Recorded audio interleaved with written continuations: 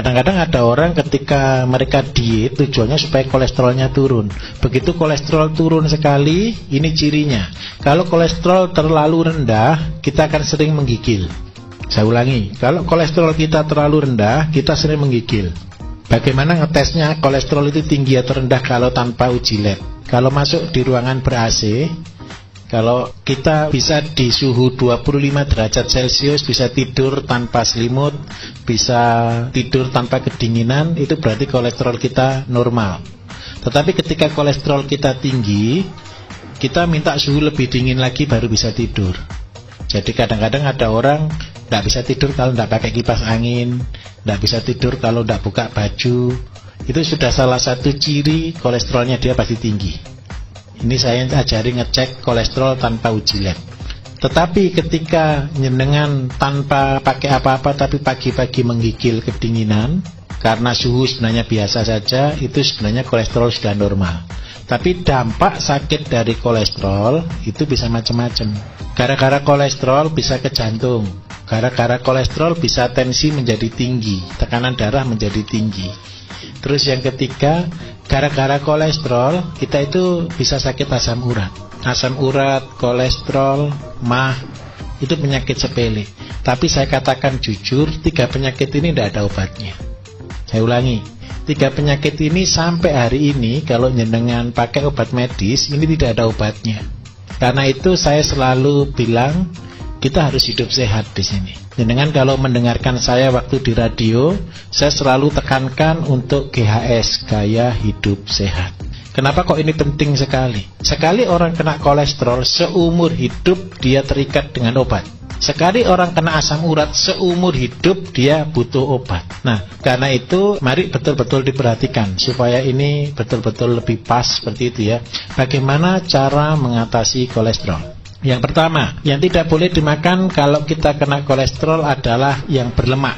Seluruh lemak itu tidak baik. Ada lemak kaku, ada lemak tidak kaku, ada lemak warna kuning, ada lemak warna putih. Sama-sama tidak baik.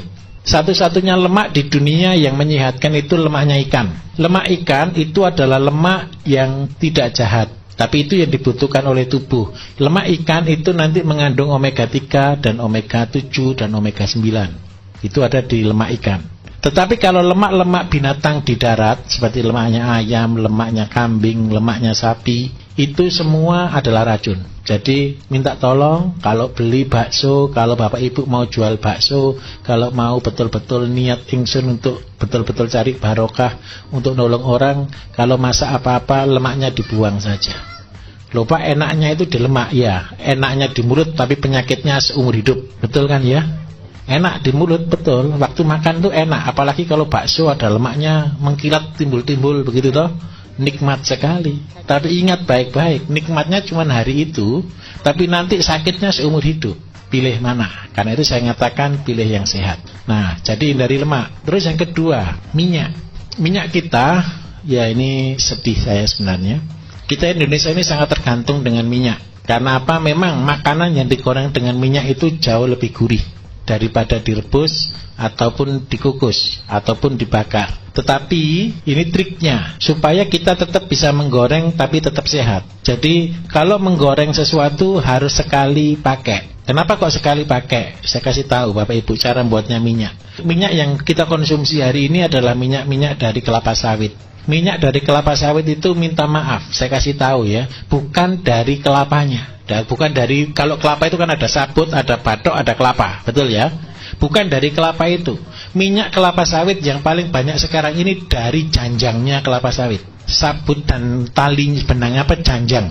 Kalau yang betul-betul minyak yang dari kelapanya itu mahalnya minta ampun. Tidak mungkin nutut kalau kita dijual. Jadi maaf saya katakan, kita ini konsumsi minyak yang paling jelek sekali. Karena itu harus dipanaskan di suhu 750 derajat baru keluar minyak. Suhu 750 derajat itu jenengan masukkan plastik ini masuk hilang. Jenengan masukkan apapun di dalamnya hilang. Itu racun tingkat tinggi. Karena itu kalau kita goreng pakai itu memang hari ini lebih cepat. Jenengan kalau ciri yang sudah tahu minyak kelapa zaman dulu yang hidup sudah di 3 generasi, jenengan bisa membedakan. Keripik zaman dulu dengan keripik zaman sekarang beda.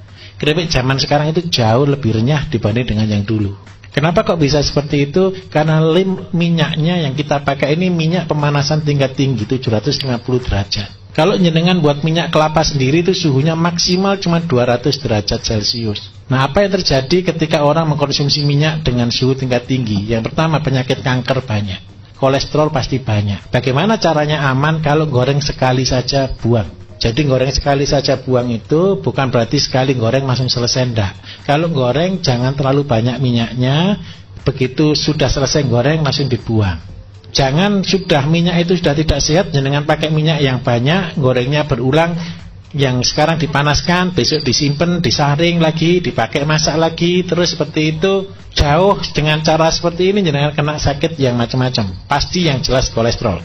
Kenapa saya sering kali berkata hindari gorengan? Karena apa? Saya belum pernah orang jual gorengan minyaknya sekali pakai, pasti bangkrut.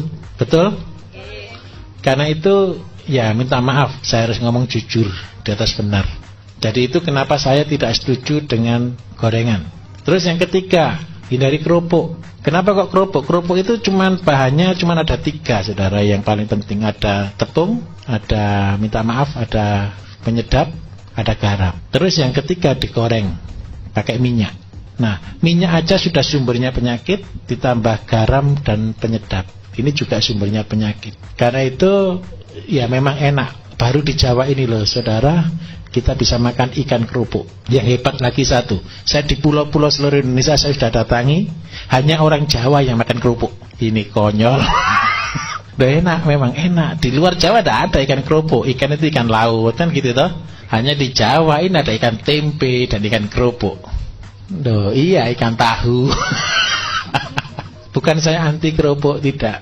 Alangkah baiknya kita cari yang sehat. Boleh kerupuk goreng pasir gitu ya, cari yang bagus. Terus yang kedua, kalau usahakan tanpa penyedap dan tanpa garam yang tinggi. Nah, kolesterol itu penting. Jadi lemak, terus gorengan, terus sama kerupuk itu yang utama. Nah, setelah 3 ini kita tidak konsumsi, tapi kalau dulunya sudah terlanjur sakit, maka keraknya, lemaknya itu nempel di pembuluh darah. Ketika nempelnya di pembuluh darah itu sangat mengganggu untuk yang pertama adalah kelancaran peredaran darah. Ketika darah ini tidak lancar, maka penyakit mengikuti. Kalau kolesterolnya tinggi, biasanya asam uratnya ngikut tinggi.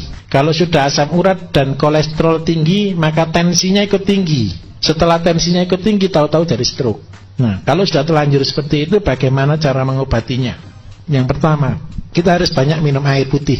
Kalau sudah tahu kena kolesterol, minum air putihnya betul-betul minimal 1,5 liter. Sampai kencing kita betul-betul berwarna bening, bukan berwarna kuning, bukan berwarna coklat. Kalau jenengan waktu pipis itu sudah warnanya kayak teh, itu betul-betul kondisi parah. Itu pasti kalau pipis sudah panas. Kalau sudah pipis sudah panas, itu sudah tanda kutip besok kalau kerja bawa air, kemana-mana sangu air, tidak apa-apa. Kayak anak TK lagi tidak apa-apa, sangu air. Kadang-kadang kenapa? Bukan karena mahalnya air, malesnya beli air. Iya toh, kadang-kadang kan seperti itu kan. Mending kok gitu, kadang-kadang di rumah aja mau minum aja kadang-kadang malas kok. Jadi lebih baik airnya dibawa kemana-mana biar ingat. Jadi kalau bisa berapa banyak 1 botol yang isi 1,5 liter, ketika minum bawa itu kemana-mana langsung diminum terus. 1 hari minimal harus habis 1 botol. Terus yang kedua, jalan satu-satunya untuk membersihkan lemak di dalam peredaran darah, kita harus makan makanan-makanan yang mengandung lemak pengurai. Lemak pengurai itu ada di mana? Lemak pengurai yang pertama, bagi kolesterol, usahakan makan buah yang mengandung lemak. Contohnya apokat. Jadi Bapak Ibu yang penderita kolesterol, usahakan 1 minggu bisa makan apokat minimal 1 kali. Syukur-syukur bisa 2 kali. Itu untuk membakar. Jadi lemak yang baik itu untuk melawan lemak yang tidak baik. Kemudian yang kedua, harus dibuka salurannya. Membuka salurannya itu dengan cara apa? Paling gampang ada 2. Kenapa sih saya sarankan 2? Kalau bahan dari luar negeri banyak sekali, tapi 2 tanaman yang saya pakai andalan itu seledri dan kacang panjang. Itu sudah luar biasa. Saya kasih kesaksian Bapak Ibu. Teman saya gagal ginjal, sudah setiap minggu dia sudah cuci darah sudah 2 kali. Kemudian dia betul-betul taat. Jadi dia betul-betul taat melakukan semuanya.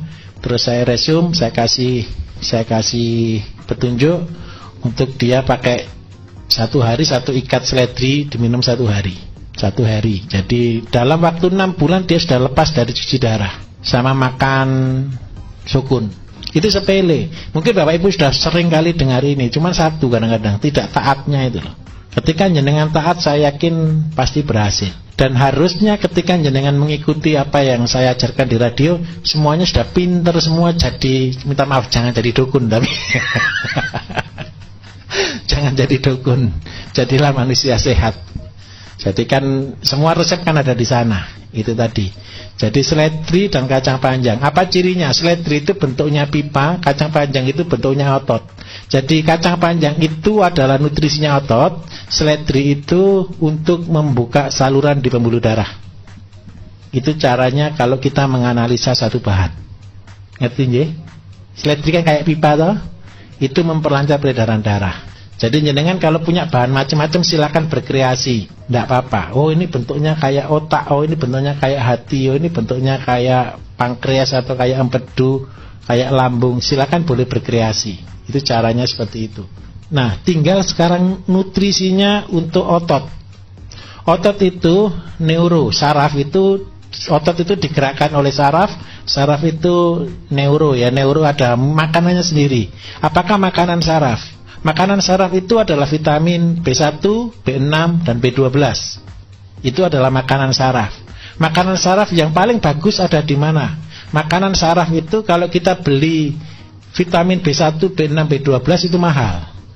Tetapi kalau kita mau murah itu ada di dalam bekatul.